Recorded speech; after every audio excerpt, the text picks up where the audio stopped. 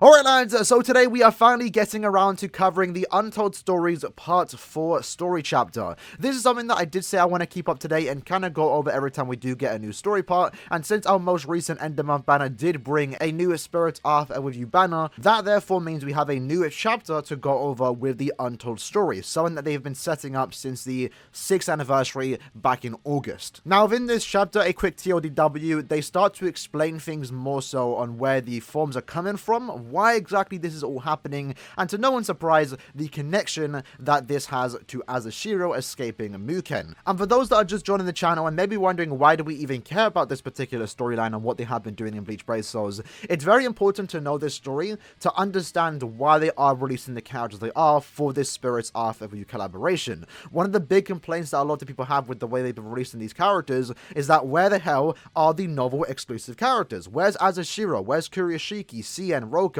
Irizakura even? And one of the things you've got to understand is that they aren't planning to release these characters anytime soon. What they're doing is telling a story, and in doing so, we have to get the story bits out of the way. The novel exclusive characters, the ones I just mentioned, aren't probably going to come until the last couple of rounds of SAFWY, because what they're doing now is showing the Soul Reapers' attempt to trying to understand what is going on with these new clones that are going on, something that we talked about in the past. So with that said, little short intro, now let's quickly talk about everything that we did learn within the chapter 4 of the Untold Stories. So this chapter starts off with a quick recap of what has been going on. Mysterious beings who closely resemble the captains in both appearance and spiritual pressure have appeared in the Serite. And the narration then lets us know that certain individuals are getting closer to the heart of the matter, and we can definitely see that within this particular chapter. So what we next see is Yoruichi and Kisuke having a conversation back in Karakura Town. And Yoruichi is asking Kisuke what exactly is going on with this situation.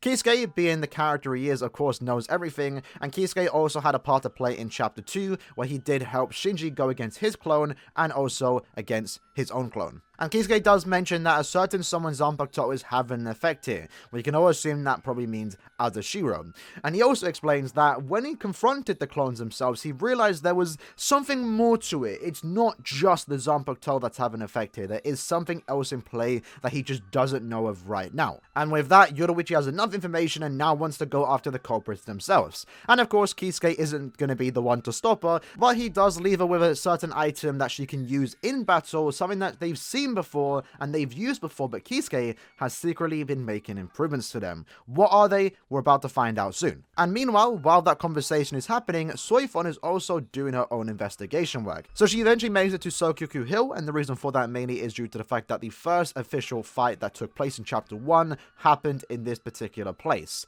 So we then get a little flashback a few hours beforehand, and the reason why we find out she is already in this particular place in the Sokyoku Hill is because she did get this information from Renji and Rukia. And Rukia then explains a bit of the events that happened during part 1 to Soifon, and also we get a bit of information about the particular clones on how their true forms are actually the Beyond Bankai versions, because again, once more, for those that skipped out those particular parts, the clones can actually go into this new form, and it's more so the captains, the ones that we know of, the ones that we've been playing with, are actually the ones copying these particular forms. And then after that, we jump cut back to the current timeline, where Soifon again is still investigating the Sokyoku Hill, where she's about to leave because she finds no information, but out of nowhere, she then gets attacked by her clone. At this point, Soifon then does comment that it's kind of unsettling to fight yourself, which is kind of fair, to be honest. And the clone of Soifon also agrees, but also comments how she doesn't have hours to spend sparring. So it kind of looks like this Soifon's in a particular rush. Do we know why? I'm not sure. Are we going to find out why? I'm also not sure. But due to the fact that the clone of Soifon is in a rush to get things done quickly, she wastes no time going into her true form, in which we can see the first look at the Beyond Bankai design of Soifon.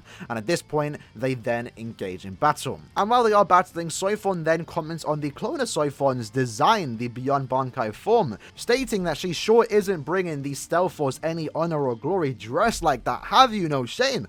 Kind of funny seeing this come from Soifon, considering what she has worn in the past. But yeah, this was kind of funny just to see her, actually comment on the design itself, which is kind of meta because she also does eventually go into that form later, but that's spoilers. But the clone of Soifon doesn't really care about what Soifon has to say, and at that point, before she can even finish her sentence, we hear a sinister laugh. And that said laugh appears to be coming from a tall, black-haired lady with an eye patch on both eyes. Very cool design. We all know who this particular character is, but story-wise, I guess we're not supposed to. And in this case, Soifon has no idea who this particular character actually is. And in this case, this character here, the lady on the right, appears to be enjoying the fight between both Soifons, and by all means, slash, slice, stab until you're completely battered, bruised, and bloody. This character appears to be very sadistic. Soifon then getting fed up once more requests for this particular person to state their name, in which she then follows, stating that she is Urozakuro, and also lets her know that she apparently appears to be the Zanpakuto for Kenpachi Azashiro. Urozakuro then informs Soifon that she should have known about her, especially from someone like Yoruichi, and unfortunately it appears to be that Yoruichi has left out that information to Soifon, and Soifon again once more was not aware of who Urozakuro actually is. And while Soifon doesn't appear to know who Urozakuro is, Urozakuro sure knows who Soifon is. And the fact that Urozakuro does know Soifon's name startles Soifon, in which Urozakuro then takes advantage of, explaining how even though this is the first time they're meeting, she sure knows a lot about Soifon. In fact, it also appears that Urozakuro knows a lot about Yoruichi, things that even Soifon doesn't know about. And at this point, Soifon is speechless, but lucky for her, out of nowhere appears Yoruichi. And it seems that Yoruichi was indeed looking for Urozakuro, implying that she is the culprit of everything that has been happening. And Urozakuro, being the character that she is, appears to be very happy to see someone like Yoruichi, stating that it's been hundreds of years, if not closer to 20,000 years, which to me was a very big surprise. 20,000 years? Yoruichi's that old? Really? 20,000 ago? Yuha's war, the Quincy War only happened 1,000 years ago, and what's 20,000? But after that, Yoruichi then asks the question, are you the one behind this whole ordeal? In which Urozakuro congratulates Yoruichi for finally finding out who is the one behind everything that has been going on. However, Urozakuro does state that she is only half right. Apparently there is someone else behind the scenes that is also having a part to play in terms of this entire event. In which then Urozakuro offhandedly mentions how she's kind of annoyed that Kenpachi Azashiro would rather fuse with that Aranka girl, assuming that's Roka, instead of herself, which annoys her because she's actually very close with Azashiro. And from that statement, Yoruichi does pick up on who Urozakuro is talking about, since apparently she was informed by the Picaro that there is a girl, a Aranka girl, that has something to do with threads. And since Yoruichi was correct on who this Aranka girl is, she's aware of Roka's existence, Urozakuro then explains the reasoning why all these clones have been appearing. And while it doesn't really make the most sense, I will quote exactly what Urozakuro does say.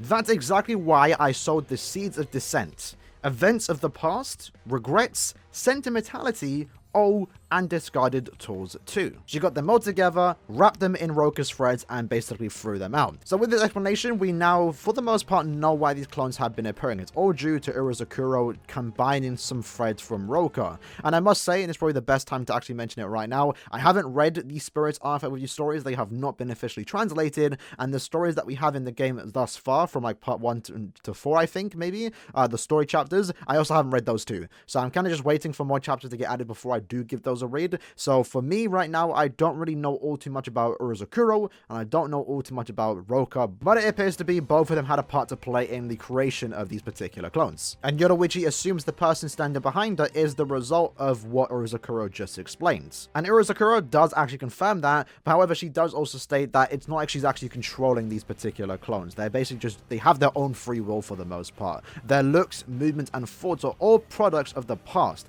their regrets and sentiments of their owners. And for the most part, this makes complete sense from what we have seen in the past. We do see in chapter 1 that Jushiro, I believe, states that they aren't really here to take over themselves like the Rigai were. These characters, these clones, aren't Rigai. And then we also saw in part 3 that the clones of Kenpachi and Unohana, they weren't even going after themselves. They were actually just fighting each other, which is kind of weird because you would think the clones are on the same side. But apparently not. They are made by Urozakuro, and Urozakuro can keep them quiet for a tad bit, but once they're out, they have their own reasoning for doing what they actually have. And their whole design has been based on their regrets, their past mistakes, which is actually kind of a cool fact. in my opinion at the very least. But straight after that, we then see the clone of Yoruichi appear already in their true form, already ready to start fighting the real versions of Yoruichi and Soifon. But before the fight can actually start, Yoruichi quickly gives Soifon an item that was given to her just at the start of the chapter by Kisuke. This item apparently appears to be a new and improved version of a Tenchintai,